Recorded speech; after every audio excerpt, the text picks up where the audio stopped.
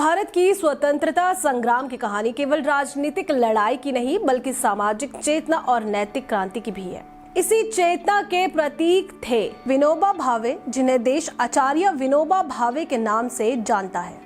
महात्मा गांधी के सच्चे अनुयायी, सत्य और अहिंसा के मार्ग पर चलने वाले एक संत स्वरूप नेता, जिन्होंने सत्ता नहीं समाज को बदलने का रास्ता चुना। आजादी की लड़ाई में सक्रिय भागीदारी से लेकर भूदान आंदोलन के माध्यम से लाखों भूमिहीन किसानों को जमीन दिलाने तक विनोबा भावे ने अपने जीवन को सेवा और समर्पण का उदाहरण बना दिया।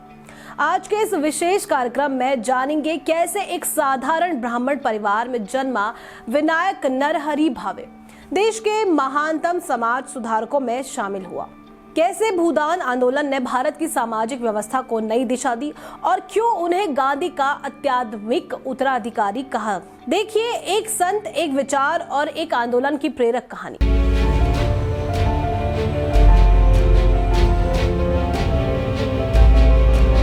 पूरा जीवन देश भर के भूमिहीनों के लिए, गरीबों के लिए, दलितों के लिए, पिछड़ों के लिए उन्होंने गुजारा।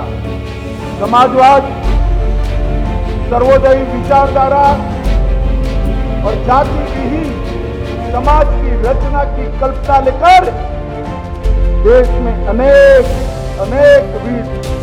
नए प्रकल्प लिए।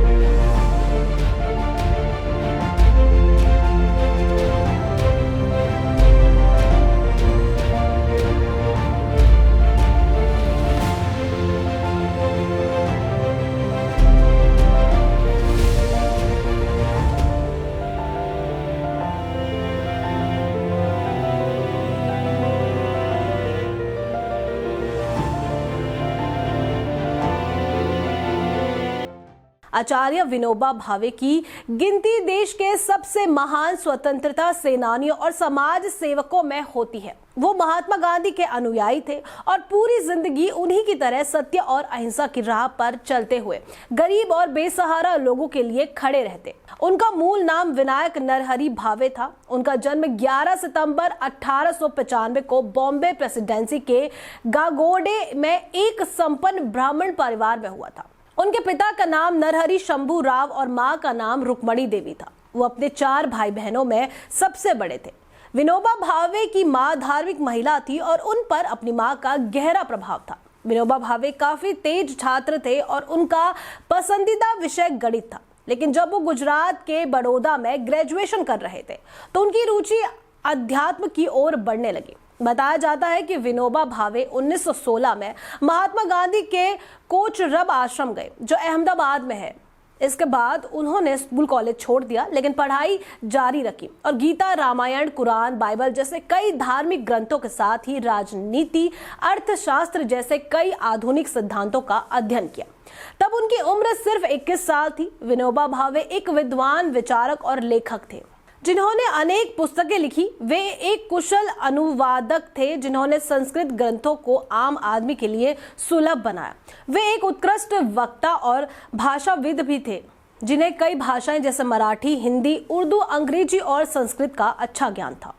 भावे एक समाज सुधारक थे। उन्होंने कन्नड़ लिपि को विश्व लिपियों की रानी कहा। उन्होंने भागवत गीता आदि शंकराचार्य की रचनाओं, बाइबल और कुरान जैसे कई धार्मिक और दार्शनिक ग्रंथों की संक्षिप्त प्रस्तावनाएं और आलोचनाएं लिखी। ज्ञानेश्वर की कविता और अन्य मराठी संतों की रचनाओं पर उनके विचार अत्यंत उत्कृष्ट हैं और उनकी बौद्धिक क्षमता की व्यापकता का प्रमाण है। भावे ने भागवत गीता का मराठी में अनुवाद किया था।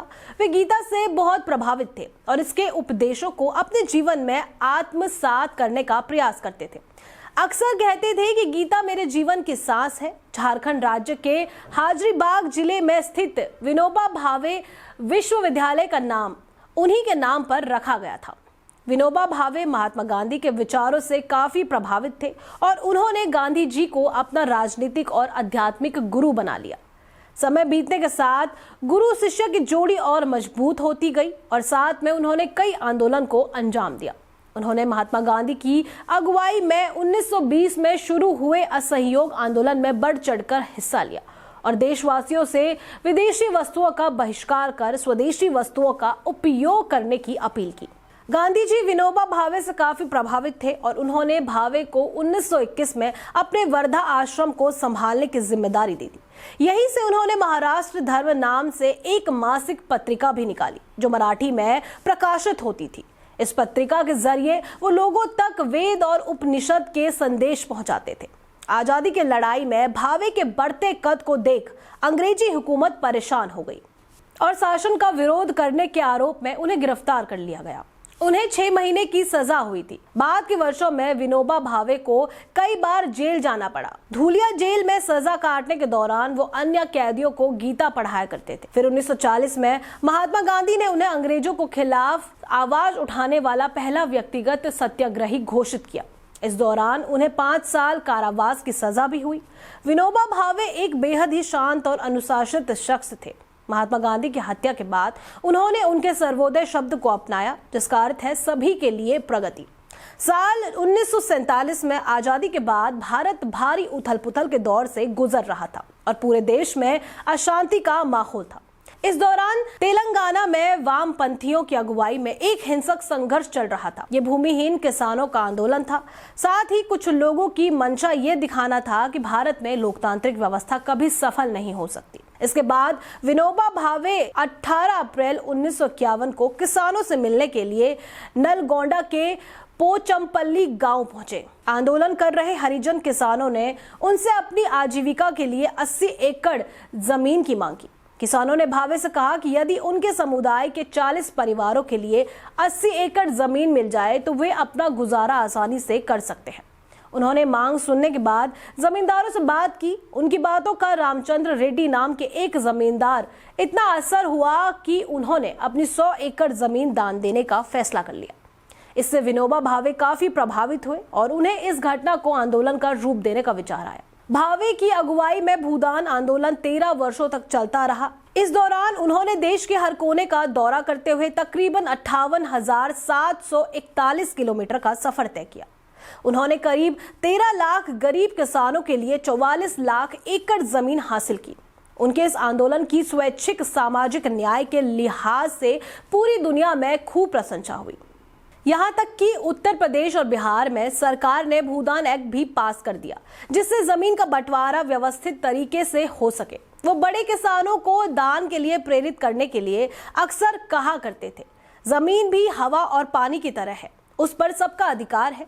आप मुझे अपना बेटा मानकर अपनी जमीन का 6वां हिस्सा दे दीजिए, जिस पर भूमिहीन बच सके और खेती किसानी कर अपना पेट पाल सके।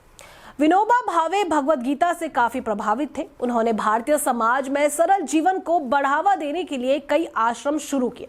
गांधी जी की शिक्षा की तर्ज पर उन्होंने 1959 में महिलाओं को मजबूती देने के लिए ब्रह्मा विद्या मंदिर की शुरुआत की।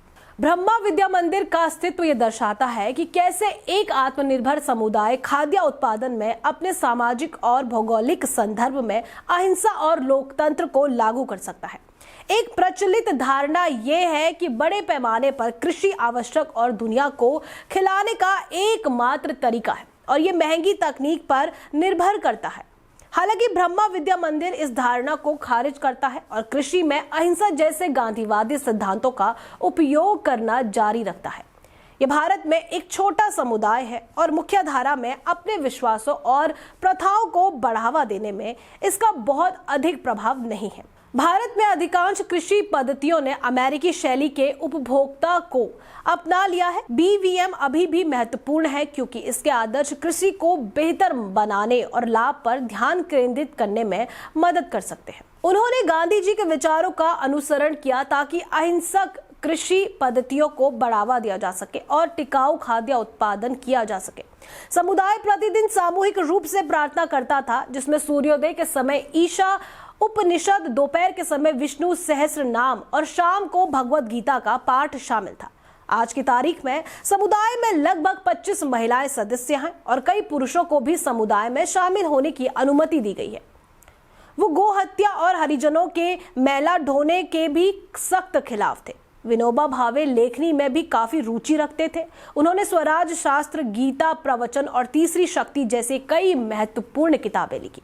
आचार्य विनोबा भावे ने लंबी बीमारी के बाद 15 नवंबर 1982 को वर्धा में इस दुनिया को अलविदा कह दिया। वो वास्तव में एक ऐसे शख्स थे जिनमें लोग गांधी को देखते थे। वो 1958 रेमन मैग्सेसे पुरस्कार पाने वाले पहले भारतीय थे। 1983 में उन्हें मरणोपरांत भारत रत्न से भी सम्मानित किया गया। सत्य, अहिंसा और सेवा ये केवल शब्द नहीं थे, बल्कि विनोबा भावे के जीवन का आधार थे। एक ऐसा संत जिसने सत्ता की राजनीति से दूर रहकर समाज के आत्मा को जगाने का प्रयास किया। महात्मा गांधी के सर्वोदय के विचार को उन्होंने जन जन तक पहुंचाया और भूदान आंदोलन के माध्यम से ये साबित किया कि बदलाव केवल संघर्ष से नहीं, बल्कि संवेदना और स्वैच्छिक त्याग से भी संभव है। लाखों एकड़ जमीन का दान, हजारों किलोमीटर की पदयात्रा और एक शांत संयमित जीवन, ये सब इस बात का प्रमाण है कि विनोबा भावे केवल एक व्यक्ति नहीं, बल्कि एक विचारधारा थे। 15 नवंबर 1982 को वर्धा में उन्होंने अंतिम सांस ली, लेकिन उनके विचार आज भी जीवित हैं। उन्हें 1958 में रेमन मैग्सेसे पुरस्कार और 1983 में मरणोपरांत भारत रत्न से सम्मानित किया गया, पर असली सम्मान उन्हें लोगों के दिलों में मिला।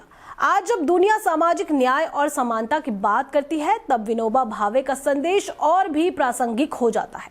जमीन भी हवा और पानी की तरह है, उस पर सबका अधिकार है। तो ऐसी ही और जानकारी के लिए बने रहिए हमारे साथ।